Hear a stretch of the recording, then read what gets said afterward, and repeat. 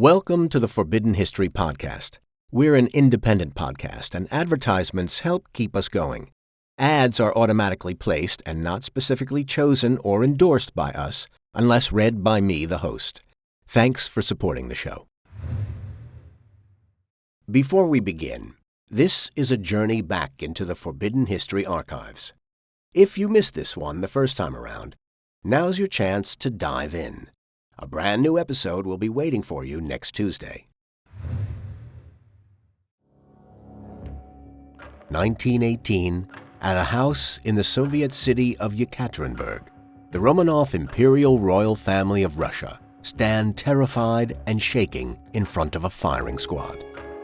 Tsar Nicholas II, along with his wife and 5 children, were brutally shot in cold blood by the communist Bolsheviks. The Bolsheviks were terrorists. They wanted a reign of blood, and they wanted the blood of the Romanovs. But rumors soon started to circulate that there may have been a survivor. Grand Duchesses had diamonds stitched into their corsets, and it acted as a bulletproof vest, basically. 2 years later, a young woman discovered in a Berlin hospital came forward claiming to be Princess Anastasia Romanov. And indeed, she really did look like her. Her features were very similar. For nearly 100 years, researchers and investigators searched for the truth. What they discovered was one of the most chilling royal deaths of all time. It wasn't an execution. It was a murder.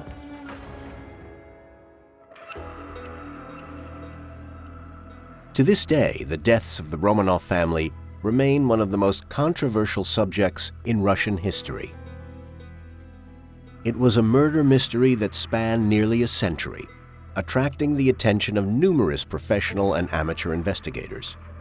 It pushed the boundaries of forensic research and was the subject of countless conspiracies, including the theory that one of the daughters may have survived. The Romanovs had ruled over Russia since 1613, during which time the country had become one of the largest economic and military powers in the world. The Romanov family were the last in the line of a 300-year-old dynasty that ruled Russia. Traditionally in Russia, the Tsar and Tsaritsa had always been viewed as these semi-divine beings. And they believed themselves as godlike. They believed in the divine right of kings.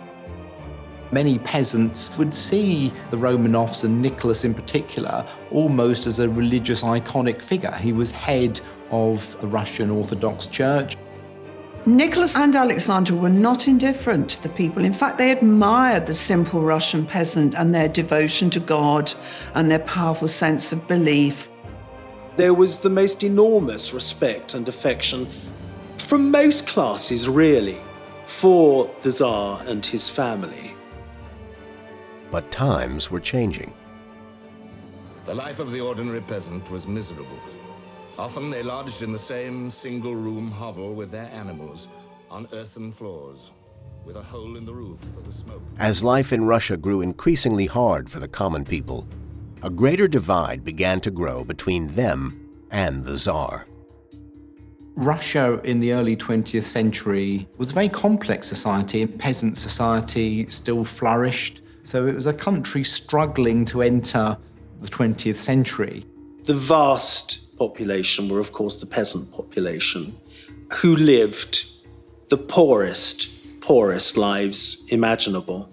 The Romanov dynasty were ruling like an 18th century monarchy, and we were in a 20th century country. There was something horribly wrong there and completely out of sync.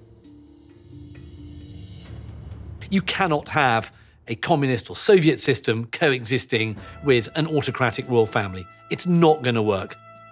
And because of that, really, he set in train his own path to his own terrible end. But the turning point came on what became known as Bloody Sunday.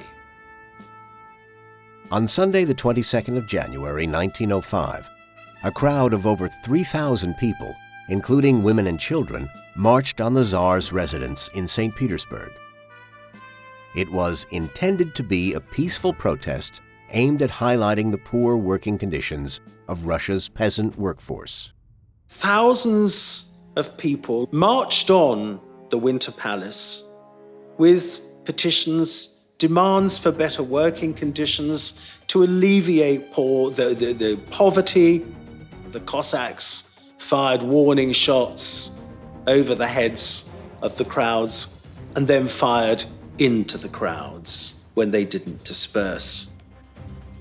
It is estimated that over 130 people died from the shooting, but many more lost their lives in the ensuing stampede as people tried to flee from the gunshots. Even though Nicholas was not in St. Petersburg at the time, nor did he give the order to open fire on the crowd, the events of that Sunday gave rise to huge resentment against the Tsar. Much of the respect and much of the love for Nicholas II instantly evaporated that day. And that was the spark, really, that lit the Russian Revolution. Under Tsar Nicholas, Russia was undergoing a period of severe political, social, and economic hardship. To make matters worse, by 1914, the world was seeing the onset of the Great War. In fear of a German invasion, Nicholas approved the mobilization of his troops, which was viewed as an act of aggression. Germany declared war on Russia, and Germany was so much better prepared, whereas Russia simply wasn't, and the losses were almost incalculable. The cost of World War I on the Russian people was catastrophic.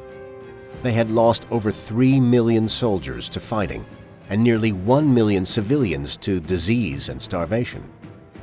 Russia was on the brink of economic and military collapse, and the peasants who were bearing the brunt of the hardship put the blame firmly on Nicholas. You saw the imperial family sleepwalking towards disaster. You saw them teetering on the precipice of the Russian Revolution, still living in such great opulence, still blind to the fact that their people were being slaughtered in droves in World War I. The mounting grievances of their people, along with the increased instability of the country, meant that the Romanov family were heading towards the complete eradication of their 300-year-old dynasty. In 1917, under increasing pressure from the provincial government, led by Alexander Kerensky, Tsar Nicholas II of Russia had no other option but to abdicate. He had hoped in doing so, it would guarantee the safety of his family. He made the decision to abdicate while he was still at the front in command of the Russian army. He was a long way away from his family, 600 miles away, and he had to make a very difficult and dramatic decision. One has to admire him because he felt he was doing the best thing for Russia. Nicholas II actually returned to Tsarskoye Selo, to the Alexander Palace, which is where he and the family had lived since the birth of the Tsarevich. Now, in the meantime, while he'd been traveling back, his wife Alexandra, who was at the palace with the 5 children, had been placed under house arrest. And when Nicholas came back, he too was effectively told, "You're now a prisoner, you're under house arrest here." They were no longer the imperial family. He was Colonel Romanov, and his family were no longer the imperial family. Nicholas and his family were put under house arrest at the Alexander Palace, partly as punishment, but mainly for their own protection. Kerensky and the provisional government genuinely feared for his safety. It was very difficult for the new provisional government to placate the various different groups within Russia, some of whom wanted Nicholas to be taken out effectively and tried and shot. While confined to the palace, Kerensky allowed them to live in relative peace and afforded them many of the usual comforts they were used to. They still had a degree of freedom insofar as they could still go out into part of the park that surrounded the Alexander Palace. And Nicholas was always very keen on taking exercise, so you'd see them rowing on the lake and that kind of thing.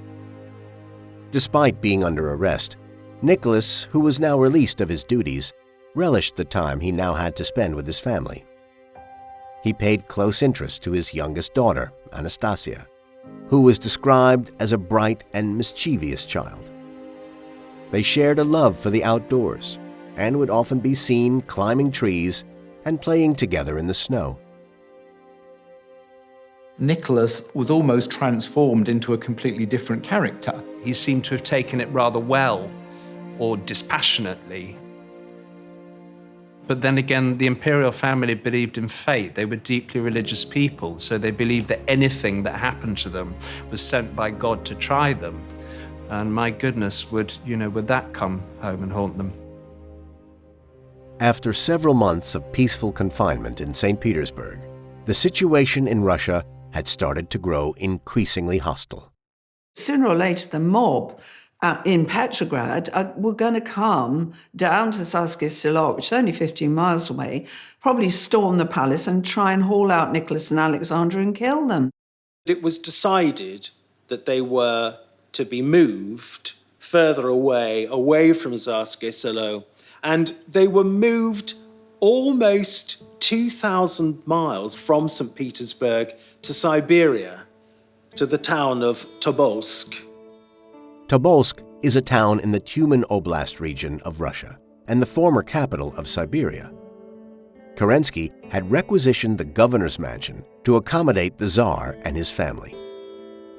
Here, they were to spend the coming winter months hidden away from the dangers of the ongoing revolution. And the reason they chose Tobolsk was that it was effectively cut off for a good 6 months of the year by snow and ice, and the rivers were frozen, there was no railway. And at the time, it seemed a very secure place to move the family to. Clearly, this was a little bit of a come down from living in a royal palace, but it was still a reasonably civilized, surroundings and standard of life.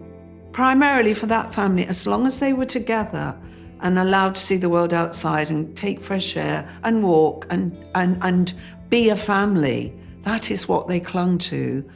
And that really is what kept them going.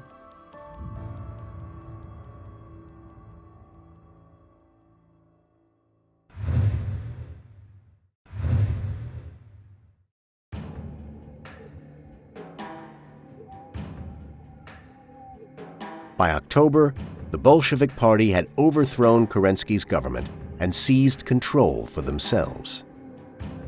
Well, the Bolsheviks were what became the Communist Party, founded by Lenin in 1905. And they rose to power, really, on the fall of the Tsar, but also the ineptitude of the provisional government. Theirs was a reign of terror. The Bolsheviks were terrorists. They wanted a reign of blood, and they wanted the blood of the Romanovs. The moment the Bolsheviks took over, probably all chance and all hope of getting out began to fade very rapidly. And yet they found the good in it, they found the positives, and they said things like, so long as we can stay together, so long as we have each other, we'd be quite happy to carry on living here. They would have been more than grateful just to be allowed to live out their lives somewhere like that and just be a loving and supportive family. But everything changed. While the family were at Tobolsk, fierce fighting broke out across Russia between the new Bolshevik government and the anti-communist White Army. The pro-royalist White Russians, who wanted the Tsar reinstated, were now closing on the house in Tobolsk. The Bolsheviks holding the Romanovs decided they had to move them somewhere even more secure, where they could keep even tighter control over them, which was the city of Yekaterinburg. They were moved to a former merchant's home called Ipatiev House in the city of Yekaterinburg in the Russian Urals. This was to be a far cry from anything the family had ever experienced before. Known by the Bolsheviks as the House of Special Purpose, it was to become the scene of one of the most horrific events in Russian history. Just as the family arrived, a large wooden palisade was erected all around the front of the house. People wanted to see, but because the palisade was there, they were warned off in no uncertain terms.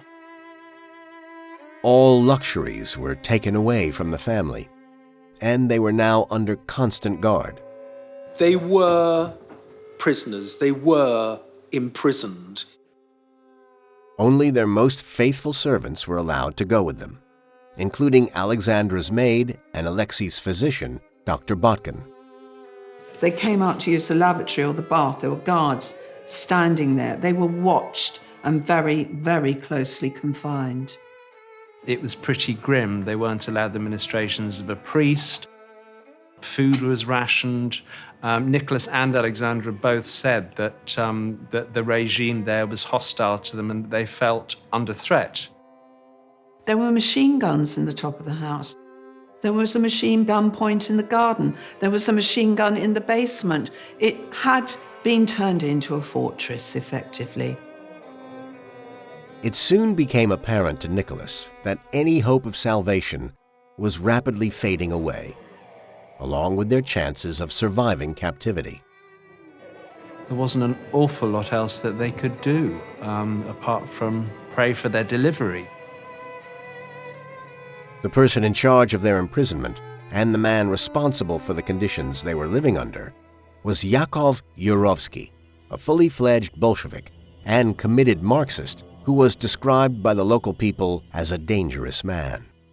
In the Tsar's letters, he said he was more than unnerved by Yurovsky and that he sort of had the measure of an evil man. So I'm sure there was a presentiment that they were not safe. They were surrounded by very hostile people. By July 1918, the Romanovs had been at Ipatiev House for nearly 78 days. The confinement, fear, and living conditions had taken their toll on the family. At around midnight on the 17th of July, there was a glimmer of hope as news arrived that they were to be moved. The White Russians were closing in on Yekaterinburg, so salvation might have been at hand. In fact, what happened, the family woken up about 2 a.m. and told that the situation was getting too dangerous in Yekaterinburg. There was too much shooting going on, and they would have to move them down in the basement, and there they would wait in the basement, and a truck would come to take them somewhere else. So they got dressed and came down to the basement, quite literally lambs to the slaughter. But it soon became clear to the family that their captors had no intention of letting them leave.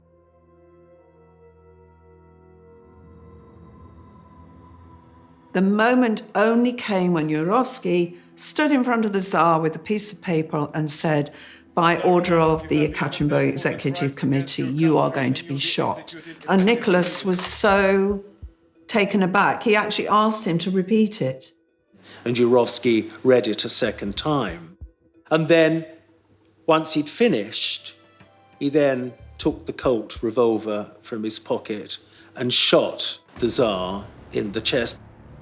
This sort of fusillade rings out in this tiny little room, and several bullets hit him in the chest.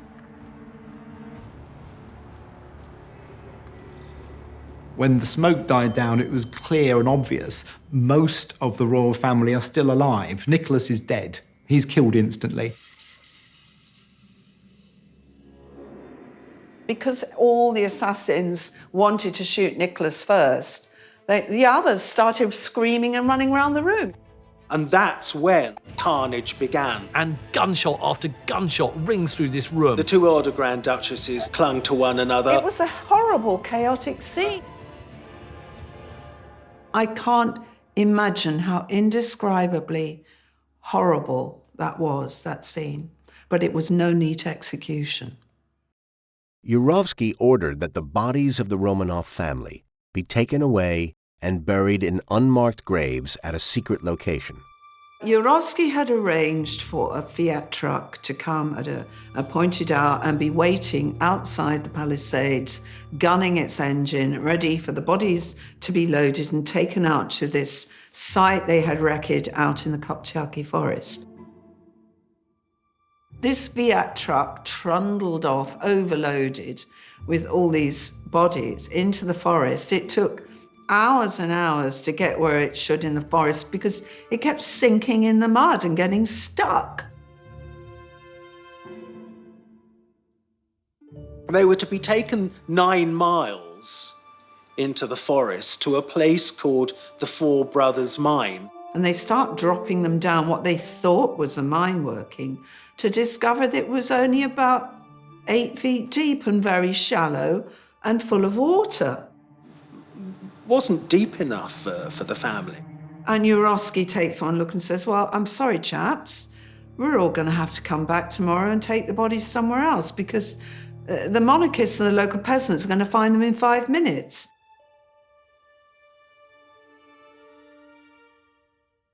They had to all come back the next day, drag them out of this water-filled hole, put them back in the truck, and the plan was to take them off 10 miles north of the city to a proper mine and dump them down there. But of course, this Fiat truck, again, kept getting stuck in the mud.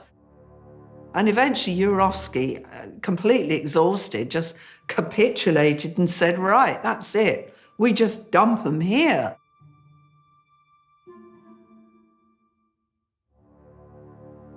There's a horrible dimension to this story which almost descends into black comedy, and that was the gross ineptitude in the planning and execution of the murders themselves. He totally misjudged the process by which you bury a relatively large group of individual people. He just didn't work out how physically demanding, time-consuming it would be. They were finally buried, if you like, in this pit with railway sleepers, wooden railway sleepers put over them, and the truck backwards and forwards over the railway sleepers to push them down. 2 of the children were not amongst them. And as we shall see, it's that decision that will have fateful consequences in many decades to come. The Russian authorities admitted to killing Tsar Nicholas, but would neither confirm nor deny what had happened to his family. The exact fate of the Romanovs remained a mystery to all but those involved in the events at Ipatiev House. The Bolsheviks admitted Nicholas had been shot. That was a fait accompli. The Tsar was dead. And the news of that got out quite quickly. But that certainly didn't include the Grand Duchesses or Alexei, which opened the door, really, for all of the conspiracy theories that possibly one of the Grand Duchesses, either Anastasia or Maria, had survived, or that the Tsarevich had survived, actually, and been spirited away. The Russian government never took responsibility, and because they never took responsibility, they felt, understandably, they had no obligation to answer secondary questions about, who was killed then? It seemed as if the mystery of the Romanovs would remain confined to the history books. But in 1920, a young woman apparently suffering from amnesia was found in the German city of Berlin. She was taken to the hospital, where she was described by the staff as German-speaking, but with a Russian accent. She carried no official papers and refused to identify herself. She was known only as Anna Anderson. Well, Anna Anderson was discovered in an asylum in Berlin, I think in 1920, so 2 years after the murder of the imperial family. Shortly after arriving at the hospital, Anderson, who had previously stated that she had no memory of her former life, made the astonishing claim that she was none other than Anastasia Romanov. And she spent much of her life trying to convince the world that she really was Anastasia. And indeed, she really did look like her. Her features were very similar. And if you look at young pictures of Anastasia and pictures of a middle-aged Anna Anderson, you can see why a lot of people might be gulled into thinking they're one and the same person.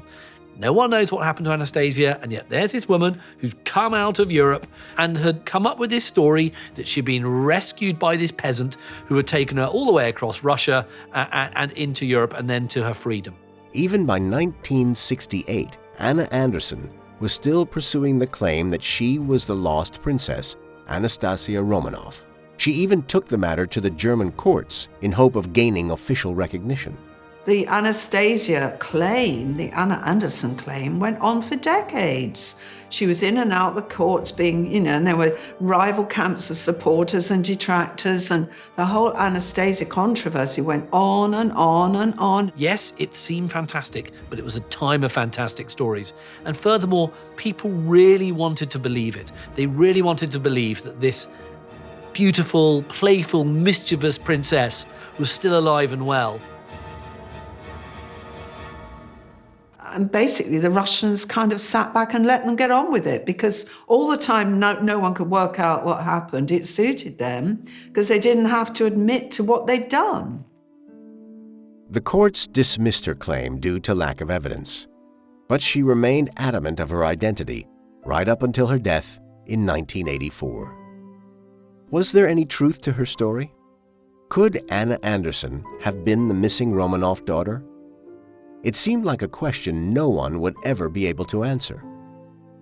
Until a monumental discovery was made in the Siberian Urals. We continue the story after the break.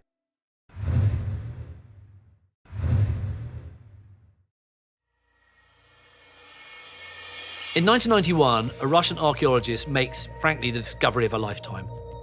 After a lot of careful research, he discovers the exact spot where the Romanovs are buried. It's unearthed, and there are all these corpses, and they match the Romanovs. There's a man the right height as the Tsar. There's a woman the right age. The skeletons match. This is, gonna close the story. The bodies found in Yekaterinburg were forensically proven to be the Romanovs. But there was a problem.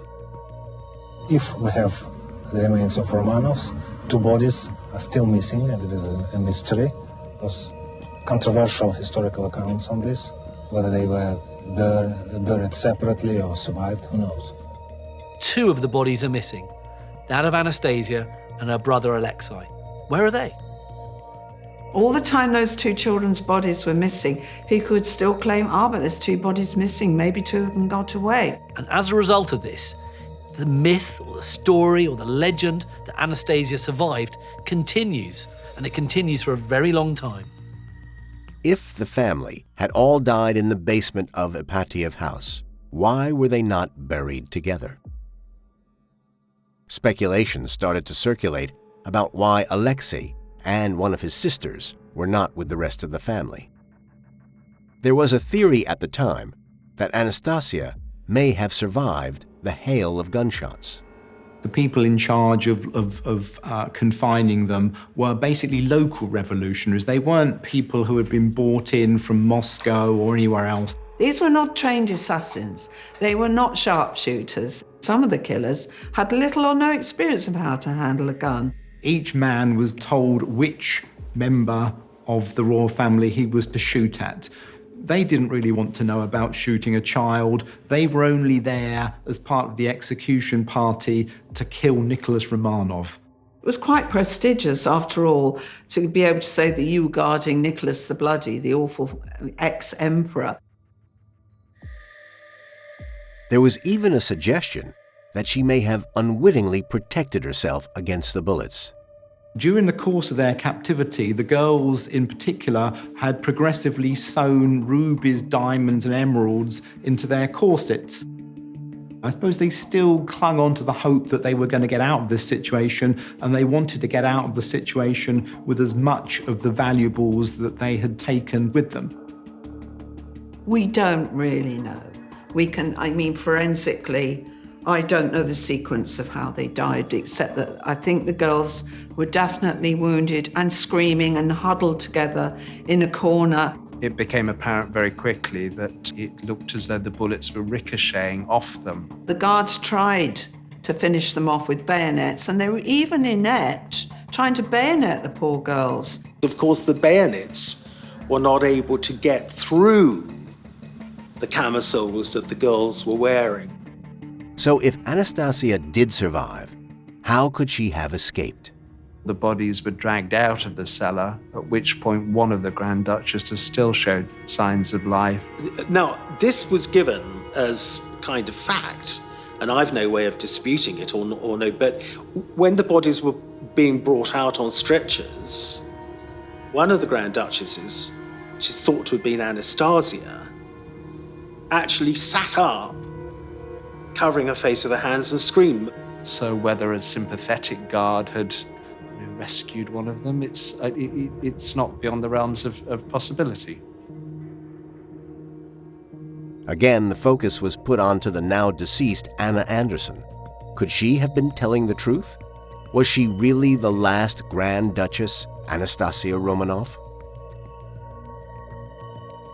By 1994, advancements in DNA allowed the authorities to test a tissue sample that had been gathered from Anna Anderson 20 years before.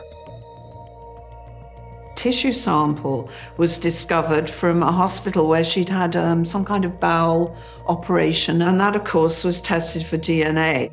So they have to find a DNA match with someone alive who's related to the Romanovs. And in fact, the investigators go to no less a figure than Prince Philip, the Duke of Edinburgh, the husband of the Queen of Britain. Prince Philip was related to the Tsarina Alexandra through his maternal bloodline. Investigators were able to cross-reference his DNA with both the Romanov remains and the Anna Anderson tissue sample. After extensive testing, the highly anticipated results were revealed to the world at an international press conference. The genetic testing proved beyond all reasonable doubt that Anna Anderson was not Anastasia Romanov. The whole thing was fabricated. Whoever she was, she certainly wasn't a member of the Russian royal family. This was a fantastic story in a time in which there are a lot of fantastic stories. It turned out that Anna Anderson had been born in Poland in 1896 and had a long history of psychological troubles before emigrating to Germany in 1920. It was shown that she was, in fact, a Polish factory worker called Franziska Szankowska, and DNA tests were done to prove her connection to that. As the investigators were unable to explain why 2 bodies were still missing, the Russian Orthodox Church refused to preside over the burial of the bones found in Yekaterinburg. The official ceremony to rebury the Romanov remains in 1998 went ahead on the strength of DNA testing done in Russia and America and Britain, I think, as well, but without the official sanction of the Russian Orthodox Church. Despite the overwhelming DNA evidence that supports the fact that these were the graves of the Romanovs, there are still people today, especially in Russia, who just don't accept it. This includes the Orthodox Church in Russia, who simply still can't accept that the Tsar met his end in this way. What little they have said is that, we need to satisfy ourselves that this is the Russian royal family. We will undertake our own scientific investigation. But while investigators were able to solve the Anna Anderson mystery, in doing so, they created another. If Anderson was not the missing princess, then where was she? The search was now on to find out once and for all what really happened to the missing Romanov children.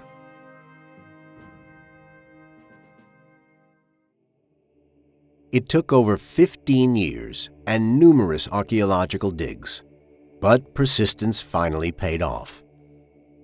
After excavating a site less than 230 feet from the first grave, they made another startling find.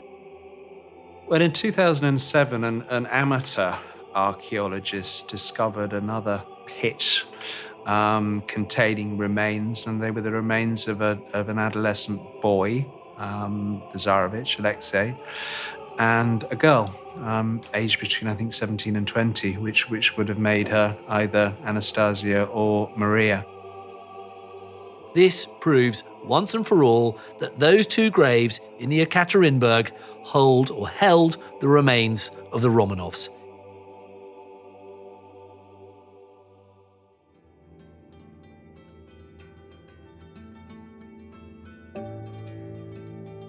For all the conspiracies, lies, and press attention that the Romanov mystery received, it would be easy to forget that at the heart of this story was a husband, wife, and 5 children whose lives were cut tragically short.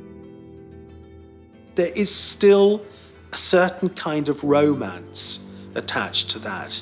To tragedy, there is a kind of romance. And so it would have been appealing to have thought that maybe this young Grand Duchess had been spirited away into the forest.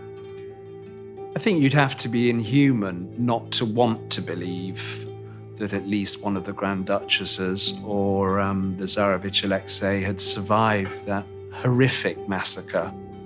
If you looked at the photographs of the imperial family and those 4 Grand Duchesses, all in identical white dresses and the beautiful hats and the gloves and the little boy in the sailor costume, who would believe that anybody would be capable of shooting and bayoneting these beautiful and innocent creatures? The murders of the Romanov royal family were the start of a near century-long mystery. It spawned hundreds of archaeological digs, countless tabloid stories, and produced numerous imposters claiming to have survived the massacre. Just how had so many people been duped into believing that anyone could possibly have made it out alive? We have to confront this ridiculous myth at this point about the bullets bouncing off the girls. The bullets did not bounce off them. They weren't flak jackets. The reason it took so long to kill them all was because the murderers were so inept, and there was pandemonium and screaming and running around and thick, acrid smoke. In a word, Yurovsky was an incompetent. He made a complete hash of the execution, he made a complete hash of the burials, and most of the controversies that exist to this very day can be traced back to the incompetency of this revolutionary. And it shows that history is always a living thing. Despite their deaths, the stories these people will always live. And of course, with someone like Anastasia, her story was always clouded and was always muddied by so much nonsense and all these imposters. And it's great to be able to visit the tomb now and see her there finally at rest.